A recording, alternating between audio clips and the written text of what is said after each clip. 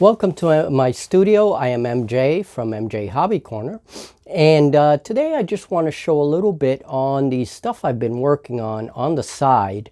And this is a big project. This is a very long-term project, but it goes slowly, very slowly. I'm building a ton of scratch builds, my own scratch built figures for some of the fairy armies that we want to introduce in future games. And we're thinking of doing a very short, maybe a couple of games that take place in a fairy realm, the fairy dimension. And basically it's going to have a lot of bizarre terrain. And if people like it, we would do sort of a short campaign. But we're just going to introduce a couple of games because I really like the whole fairy thing. But the way I depict them is that they are Celestians. They are very, very in many cases, very powerful supernatural beings, and there's a whole diversity of them. There's a whole hierarchy of them. So some of them prefer to haunt Earthside, right? Woodlands and everything, just like the traditional lore. And then others are very powerful, and they live in this realm, which is separated by these seasons, which are, basically last forever. So it's like you have the Everwinter, the ever summer, all these kinds of things. Okay, so the forces coming from these different parts of the fairy realm can be very different from each other. Okay, especially when it comes to winter versus summer. So I have some of those scratch builds ready, and this will give an idea of what I'm sort of aiming for. Now we have the Spriggans, which are going to be a very important, they are a kind of fairy, a very ancient fairy. That's in my lore, very ancient fairy, and they usually take on the form of like tree folk, right? But these are also fairy, and they are the guardians of the fairy wilds. They also, some of them have haunts Earthside, and they protect forests in a way that they can react very, very violently for anyone that violates these forests, right? So these are the Spriggans, and you're going to see a few examples of them. And there are some that are very animal-like and not as sentient, not as intelligent, more like animal-like, right? Animal primordial intelligence. And they are ruled by a class of fairy called the primordians, okay? So let's take a look at all the little things that I've done, and Julie and I will have a more in-depth lore video where some of this stuff will make more sense. And I'm going to spew out my ideas as I refine them as I go along with this project. And Julie and I already have a video that we're hoping to put on as a discussion, okay?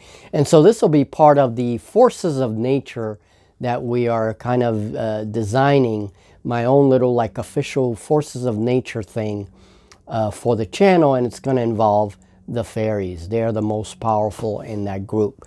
So let's look at these constructs and just enjoy it. I'm not going to talk. I'm not going to say anything. Just want to show the scratch builds.